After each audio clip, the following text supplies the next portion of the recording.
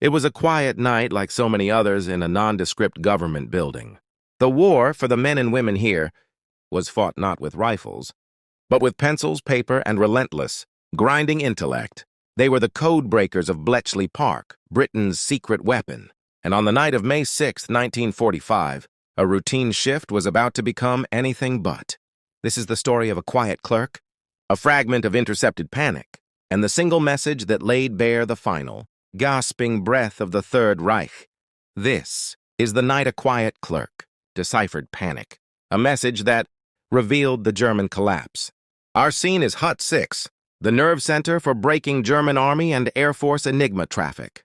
The war in Europe is in its final violent days. Soviet forces are smashing through the streets of Berlin. In the north, British and Canadian troops are advancing rapidly. Yet for the Allies, a critical question remains unanswered. Where is the core of the Nazi regime?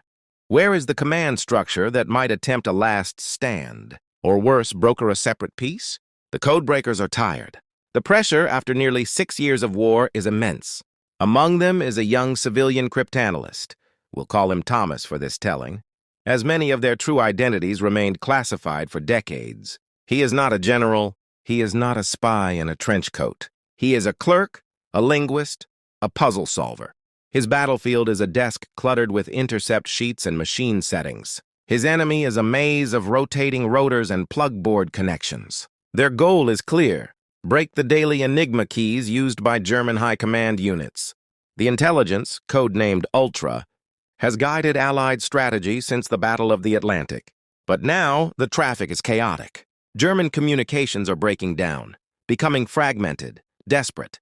The rhythm of the war and of the code-breaking effort is shifting into uncharted, frenzied territory.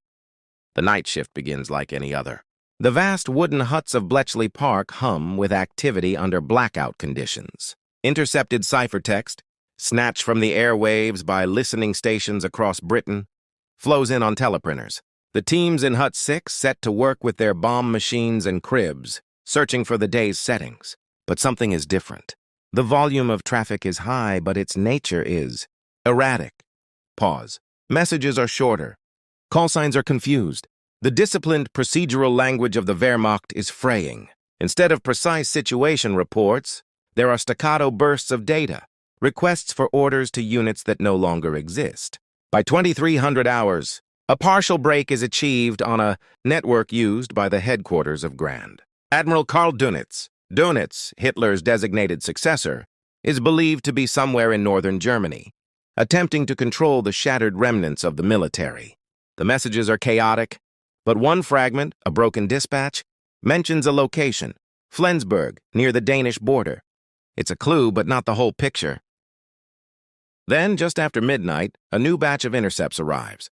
They are encrypted on an Enigma network reserved for the very highest echelons, the Führerhauptquartier, the Führer's headquarters network. The team works feverishly. The bomb machines clatter. Thomas and his colleagues cross-reference the fragmented texts, looking for a linguistic toehold, a repeated phrase, anything. The air is thick with concentration and cigarette smoke. Then it happens. A short, seemingly innocuous message is partially decrypted. It's gibberish at first, a jumble of letters that resolves into a few broken German phrases. But one word stands out. It is not a military term. It is not a location or a unit designation. The word is fluked, flight, escape. This is not the language of a regime in control. This is the language of panic. The message is clearly from a high-level command entity, but it is talking about evasion, not defense. It is a signal of utter disintegration. Yet the message is incomplete. The full context, the originator, the recipient, all are still locked inside the unbroken part of the cipher. The team has a fragment of truth, a whisper of collapse, but without the full message. It is just an intriguing clue. The intelligence is tantalizing but useless. The night's critical breakthrough hangs in the balance, one final cryptographic door refusing to budge. This is where the human element, the clerk's intuition, becomes the decisive weapon. Thomas stares at the fragment. Flucht.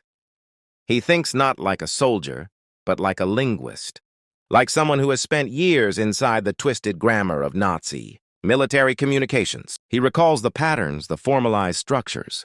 What kind of message about flight would High Command send at this hour?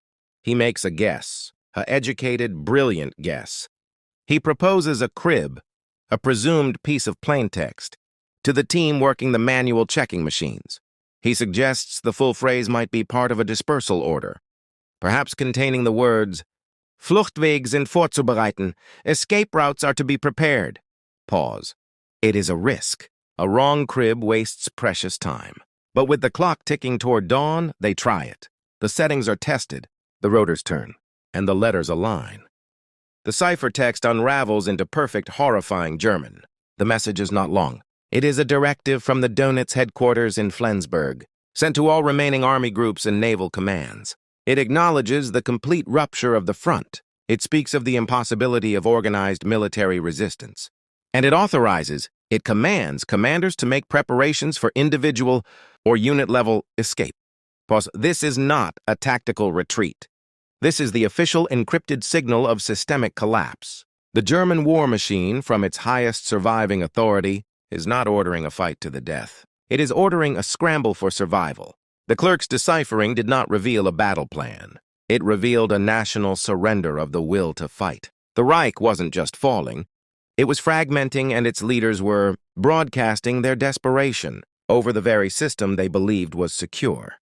The decrypted message was rushed to the Ultra intelligence room and immediately sent to the Allied High Command.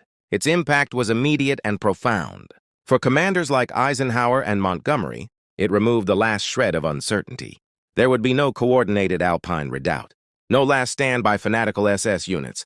The enemy's central nervous system had just sent a signal of total failure. Within 48 hours, the proof was on the ground. On May 7th, in a small schoolhouse in Reims, France, the German armed forces surrendered unconditionally to the Allies. The war in Europe was over. The message Thomas helped break was one of the final, definitive pieces of the puzzle. It confirmed that the surrender negotiations were not a trick, but the inevitable conclusion of a total breakdown. For the men and women of Bletchley Park, there was no parade.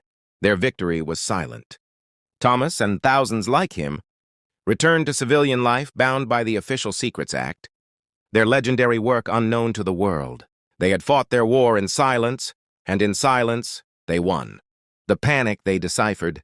That night was the sound of an empire breaking, apart on the airwaves, heard first not by generals, but by a quiet clerk at his desk. The legacy of that night is not a battlefield monument, but the simple, profound truth that intelligence, intellect, and sheer dogged persistence shortened the war and saved countless lives.